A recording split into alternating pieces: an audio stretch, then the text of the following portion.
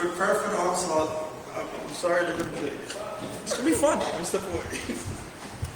So, I figured today we'd talk about hacking PJL. And for those of you who know what PJL is, great. For those of you that don't, well, it's the printer job language. It's created by HP and is supported by some 40-odd manufacturers, and it's basically the way printer jobs are set up, handled, and prepared, when they're set up by the driver to the printer so that it prints your document. Keep in mind that everything I am doing here is completely supported by their spec. It's all documented. Well, 95% is documented. Their documentation kind of blows. It's about a decade old. However, all of that being said, this should be fun. Quick bit about me. For those of you that know me, I'm sorry. For those of you that don't, I'm sorry. There's a slide of some of the other stuff I've done later in the presentation, and we'll get to it there. I don't really think it's kind of important dealing with what we're doing here. So, that being said, first slide. Shut up! So, as I said, PJL stands for Printer Job Language. It's used to set up for a printer for given print job, internal variables, PCL, PostScript, all that kind of stuff. It's older than hell. The documents that I started reading when I was working on this stuff are from '97. And Iron Geek's got a wonderful, wonderful site that went back to some of the older attacks and things like that. I'll get into a little bit more of that later. But, so this stuff has been around forever. Just keep that in mind. So, your basic enterprise HP printer. And, stop for a second, and those of you who work in the bigger enterprise environments, and think about how many of these you have on your network. Just think about that for a second. So you've got your admin page on 80 and your HTTPS page on 443. Most of them have the Snmp support enabled because nobody bothers to turn that off, regardless of whether it's being used or not. But that doesn't matter. We've got a backdoor for that. So your enterprise HPs have disks, and this is where it starts getting interesting. They either have a physical disk. You'll find it sometimes in the MFPs, which are the multifunction printers, your printer, scanner, fax, copier, the thing the CEO likes to keep on his desk. Or they have a RAM disk, which is exactly what it sounds like. It's a RAM disk. And these are to support uploading and downloading of font files. However, I skipped ahead of myself, but regardless, to give a quick nod back to the people who have gone this path before me, we've got ChavaVM, which basically gave you the ability to upload your own Java VM into the printer and take control over it. I've been told it really doesn't work anymore. I don't have the capability of testing it. Hydra, once again, excellent tool. I remember having loads of fun with this in high school. That was phenolit group. Only works with one device, and it crashes really often. There's also the wonderful Snmp get it, the printer admin. Iron Geek website covers this excellent. And screw this thing, I'm just going to yell. So anyways, let's skip ahead. So there are several fun PJL commands. The people on the screencast probably can't hear you anymore. I hate microphones. Alright, I'm going to talk about microphone. So anyways, there are several fun PJL commands. FS upload, which stands for file system upload, which actually doesn't do what you think it does because it's actually uploading from the printer to you, not you to the printer. And FS download is, once again, backwards. Directory list, FS delete, ready message, this is how we go and update the LCD screens. Some of the Snmp commands over PJL, even if Snmp is disabled. Now this is where it gets interesting. That is exactly what you think it is. That is an Snmp backdoor. This is documented by HP. I have talked to them about this. They readily admit that this is a feature. I have no idea why. Because when you think about it, you go, okay, great. So I don't want Snmp on my devices. I'm not using it. So I go into the admin page and I check the box and I say I don't want to use this. And yet I can go do this. I can sit there and especially encode their MIB objects, send commands over 9100 unauthenticated, and get commands back, which proves really useful when I start talking about some of the other stuff I'm doing. Really, really kind of scary.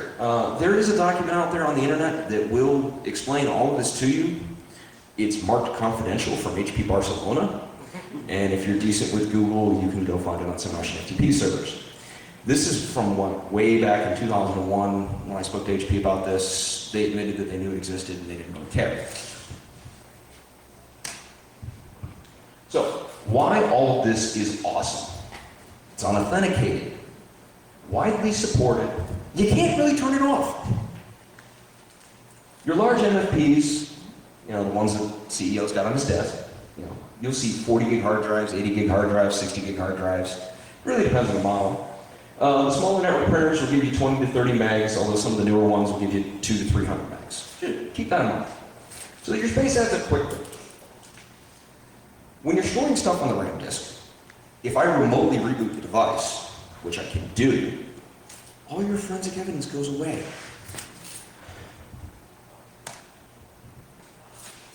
So how do we secure these devices? Well, they've got 3 passwords. You've got your web admin password, you've got your telnet password, they're typically the same, depending on how old the device is, and you've got your PJL password for your quote-unquote secure jobs. And this PJL password comes into a little bit play later. The PJL password is set on any one of the disks, and I'm normally here, so hang on a second here. Apologize, I have a bit of a hangover at this point. Yeah. So anyways, you can actually, to give you an example of a secure job, you can take a PJL password, you can physically lock a disk, and supposedly it's in a read-only mode. There's a recent vulnerability that HP just came out and admitted to that's directory transversal on printers.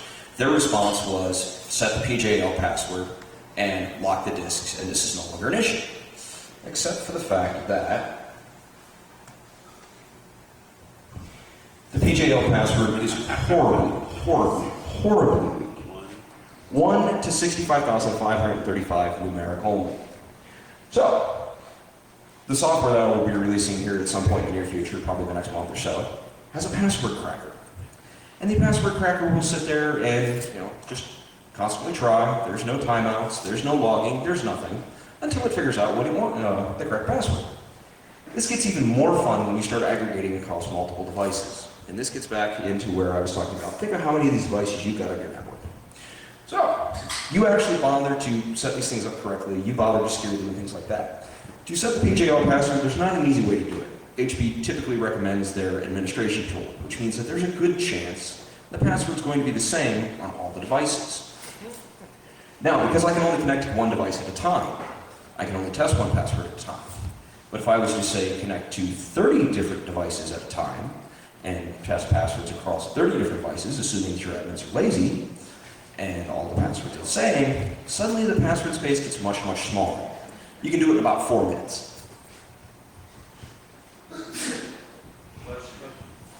So, this is once again a slide talking about what I was talking about earlier, the disk lock. The disk lock is really interesting because HP's own documentation says that if you lock the disk, you can only lock disk 0.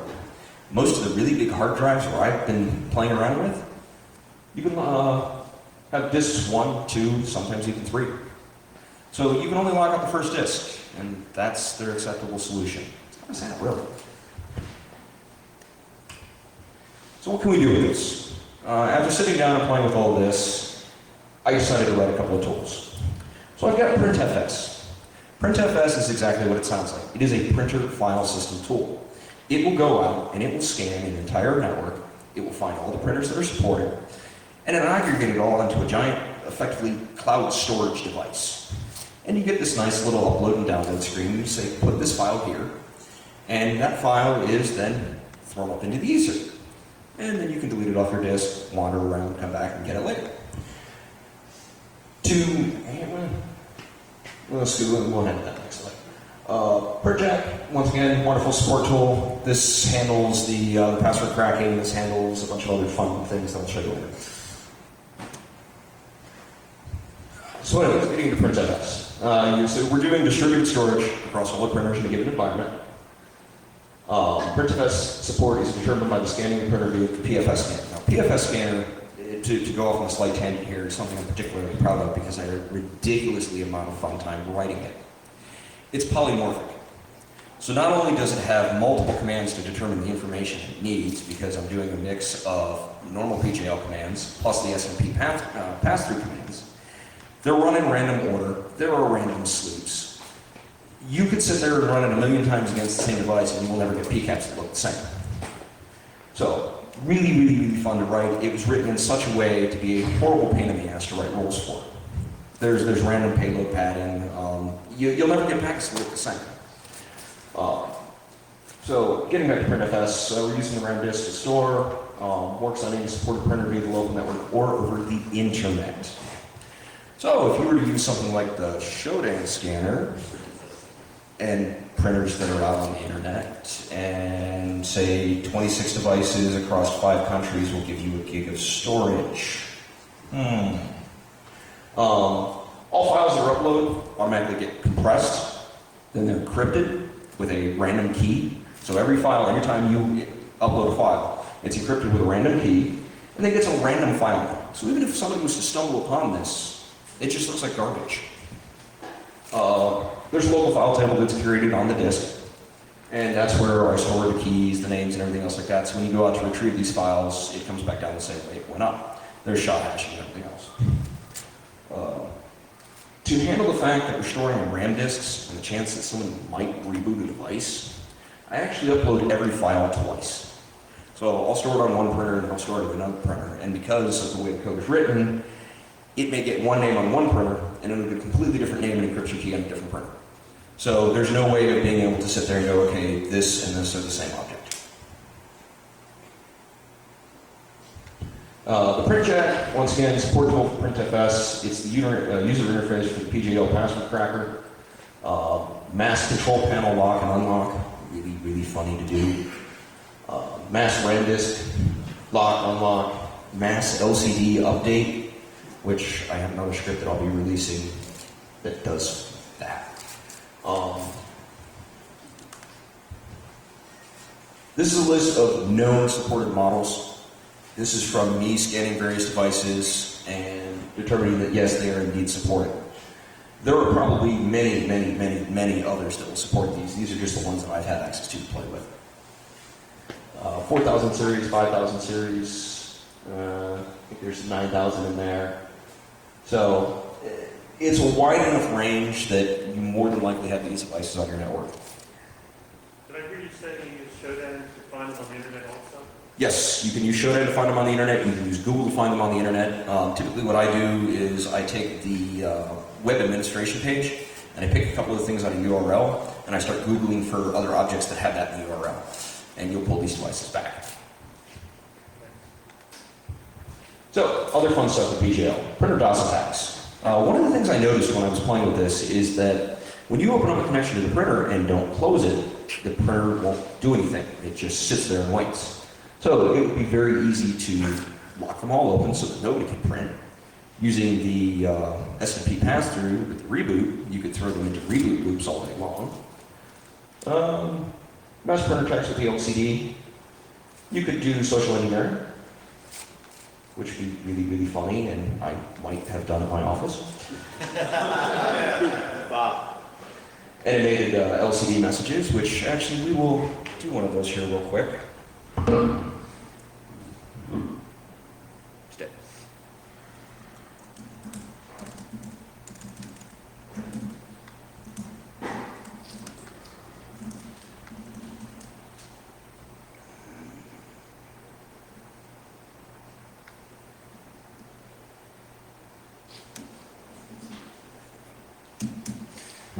So, imagine this on every printer in your environment.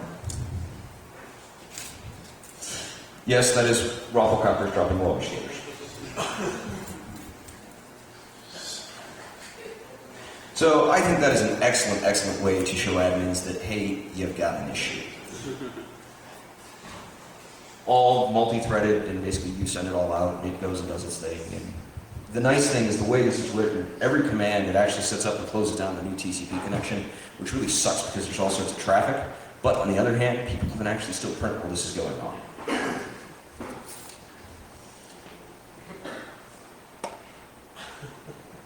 Now, sending it animated, are you having to constantly send something new, updated? Yeah, I'm constantly updating Okay.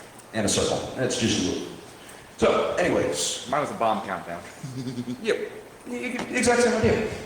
So, yeah, once again, slide about me, the Excel, textile, member of unallocated space. We're a drinking space with a hacking problem. I do a lot of wireless, and I'm kind of branching out from it. Do security contracting. You can email me. I don't have Twitter. I don't believe in it. I think it's a mass hallucination. And at this point, I'm sure there are questions. I hope. Yes? How do you identify if it's a RAM disk or a regular disk? It'll actually tell you. There are several commands, and I can more than happy to go into it if you're really curious. But when I scan a device, what happens is, what I do is I actually create a random chunk of data. It goes out, it just creates a huge block of alphanumeric. And I say, okay, give me a random amount of that. This is my file. And I do a SHA hash on it, and I say, okay, tell me about your file system. Okay, I know you have X amount of space. If you return to that to me, tell me what your model number is. Okay, great, you've returned that to me. Tell me what your serial number is. And this is how I store everything in the file system. I base it off the device's serial number, because that's guaranteed to be unique. So anyways, goes ahead, compresses it, uploads it, re-downloads it, uncompresses it, does a SHA hash on it to make sure that nothing's getting modified in transit, I'm not corrupting data, and at that point it says, okay, now this is a supported device, and it adds it to the table. Along that way, we do random sleeps, you get the random payloads of the commands. There's all sorts of really funny stuff to do. I actually have PCAPs if anyone wants to see it. I would love for somebody to come up with a way to write rules for this, because it made it so dangerous that I can't stop it now. And it's proving to be a little problematic, and kind of thinking to myself for having so much fun. Other questions? So you said you're using the built-in hard drives on these machines to store files. How big did you say those were? It really depends on the device. The MFPs you get really lucky with because they have built-in hard drives. So you'll get 40, 50, 60 gigs. In the test network where I was playing, I had 26 devices and had 78 gigs of storage, which is pretty sizable. Have you looked at your ability to execute code and other stuff like that?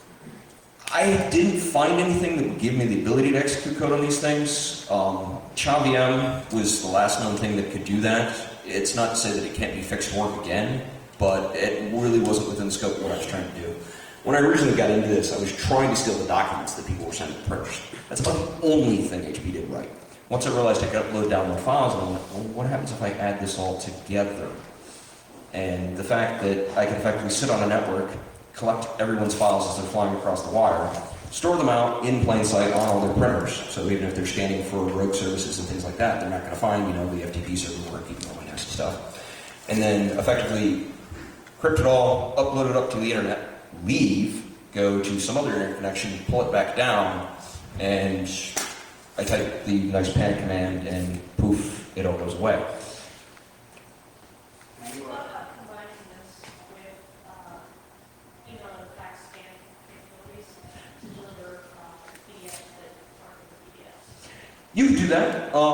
Some of the other older HP devices, there was a vulnerability, I think most of the 4000 series have it, where you could actually upload documents to the web server, which is really funny for running client-side attacks. You just post it right off the printers. So yeah, in terms of what you're asking, I think it would be perfectly possible. If I was to rewrite this again, I'd actually use Fuse and actually give you a mountable device in dev that would be a whole bunch of printers. Does it work on, you found it to work on any non-HP printers? Did other manufacturers support PGL? No. And it's not to say that it's not possible, it's just that I haven't tried very hard. So it's entirely possible to do it. There are certain commands that I need to have supported. The model number I don't generally care about. It's just kind of one of those informational things. That's how I generate the nice list of all the known supported things. If I can't get back the serial number, and I can't get back to the disk information, I assume the device is not supported.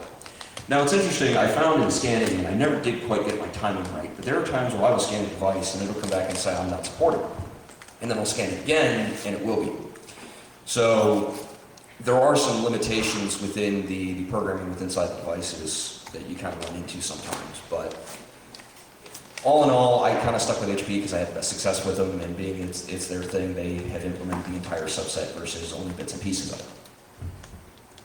Is there a legitimate reason to watch this? And if you do that, is it stop printing or just stop When you lock the disk, you're actually effectively trying to, or removing the ability to upload font files. I haven't actually found anyone who's ever done it. It's kind of one of those supported features, but nobody ever uses it. It was kind of comical after reading HP's response to that vulnerability that came out for the directory transversal. And they're like, well, just lock the disk with the PJL password. And I started laughing because really, it's horrible. Why would you even suggest that? It's horribly broken. This is really, really old technology that they keep sticking in new devices. I'm really kind of interested to see what their new web-enabled printers look like, because I'm willing to bet that they're probably vulnerable to this. And the sad part is I even contacted them and I said, hey, I'll work with you for free to fix this. I knew some people that worked for them, and they actually put me in touch with the actual team who's in charge of this stuff. As soon as they figured out that I wasn't releasing this at DEF CON, they didn't care anymore. And so, yeah, I was really kind of embittered after that point. Other questions? So when you release this DEF CON, and finally get their attention, will that be the first time that people have public consumption of it, or are you planning to release it prior? I submitted this talk for ShmooCon, and it'll probably be a little bit longer, as I've ripped through this way faster than expected. And unless you guys really want me to... What? You want the tool now? Yeah. You've been teasing us for 6 months. And I've been working on this for the better part of a year, so bite me. So you may release it too. Yes, the plan is if the talk at Shmoo is accepted, I will be releasing this at ShmooCon. Hold on a second. So you've been working on something the better part of a year that's actually a supported feature with full documentation. It's not really full documentation. Present that at Shut up. Sit your punk ass down. Shut up. You might want to repeat that online so people know.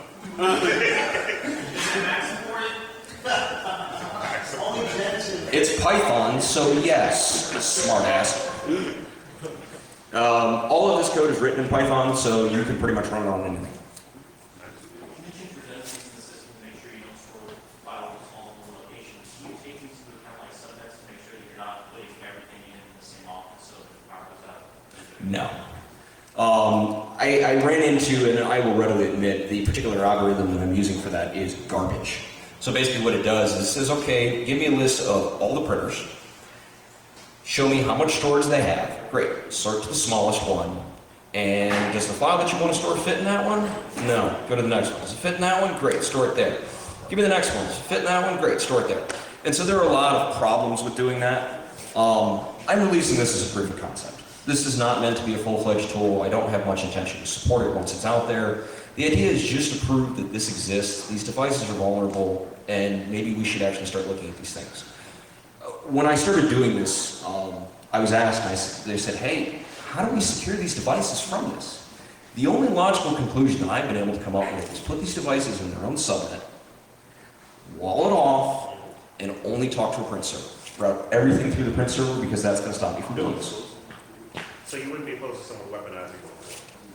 If you've got ideas, I'd be more than happy to talk to you about it.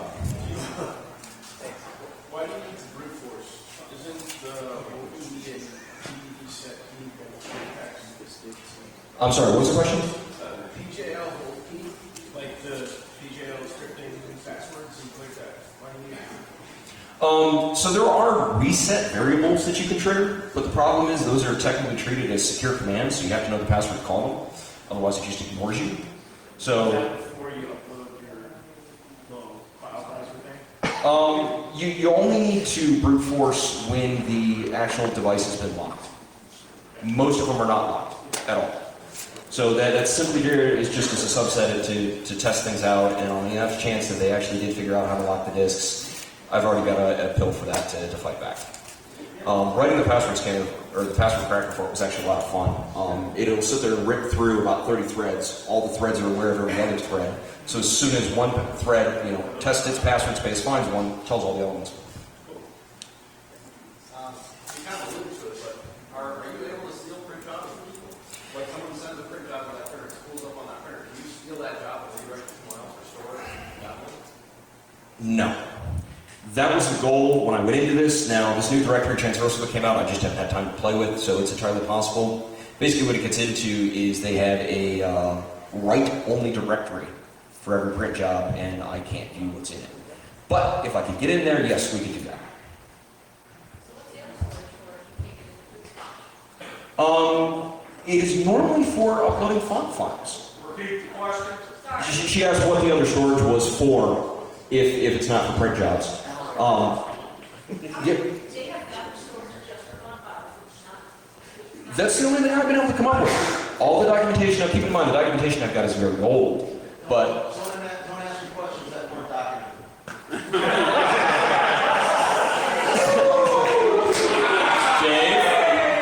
Dave, I wasn't going to show this, but I think we've got a Wikipedia entry that we need to show you. Involving some Four Loko and a donkey show. So anyways. Yes. Do we have any other questions? Am I spacing out? Am I missing something? Yes, good. All right, I'll get the hell off stage.